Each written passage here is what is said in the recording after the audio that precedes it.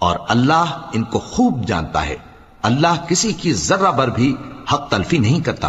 اور اگر کسی نے نیکی کی ہوگی تو اس کو کئی گنا کر دے گا اور اپنے ہاں سے اجر عظیم بخشے گا۔ بھلا اس دن کیا حال ہوگا جب ہم ہر امت میں سے احوال بتانے والے کو بلائیں گے اور تم کو اے نبی صلی اللہ علیہ وآلہ وسلم ان لوگوں کا حال بتانے کو بطور گواہ طلب کریں گے۔